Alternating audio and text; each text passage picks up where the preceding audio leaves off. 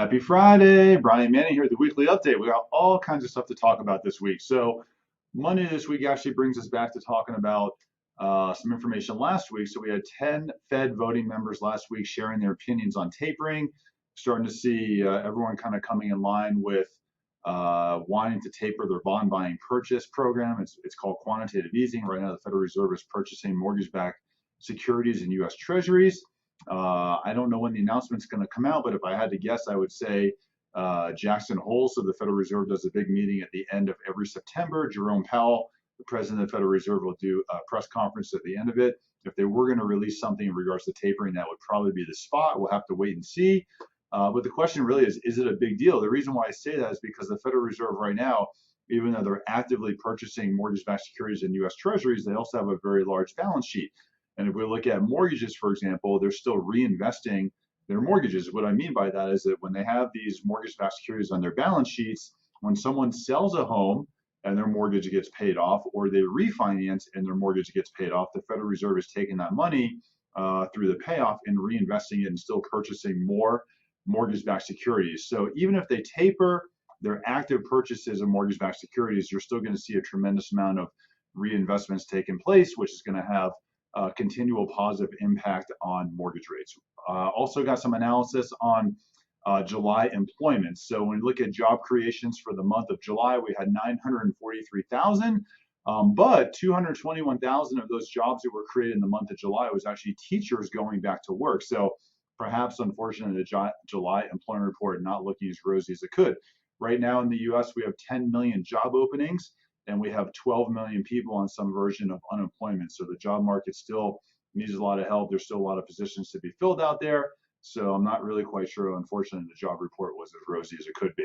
Wednesday this week, we got housing starts. So this is starts for new construction, and that was down 7%. If you watch the news, you look at the media, they just blow this out of proportion. So here's just some info to look at. So in 2006, builders had 2 million homes for sale.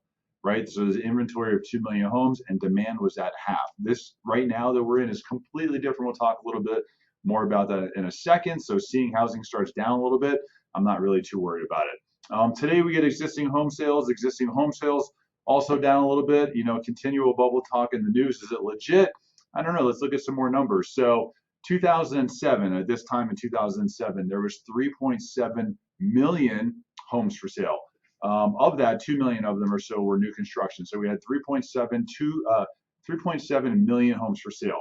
Right now, we have 1.2 million homes for sale in the US. So there's a 2.5 million home inventory difference between right now in 2021 and where we were in 2007. Also, if you look at households, household creations from 2007 to today are different. And we have 12 million more households in the United States that could potentially be home buyers compared to where we were in 2007. So purely if we're just looking at supply and demand, we are definitely not what I would say in bubble territory. Also, we have some builders that have stopped taking on new orders. Very large national builders have announced that they're not taking on new orders, and they just need to work through the backlog of people that they're under contract for and build out the houses that they have. We also got Redfin today. So Redfin today announcing that across the nation, listed homes days on market for the month of July is 15 days. That's incredible. That means that if another home did not go in the market in 15 days, all the inventory in the United States would be absorbed. Yes, this is up, but it's only up by 1 day.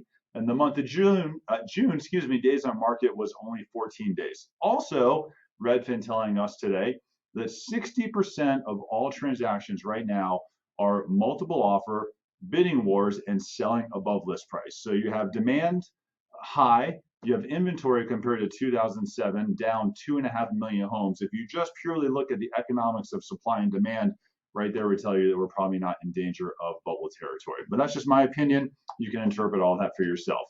I'm around all day. I'm around all weekend. If you have any questions, let me know. If you need a pre-approval this weekend, call me on my cell phone, text me.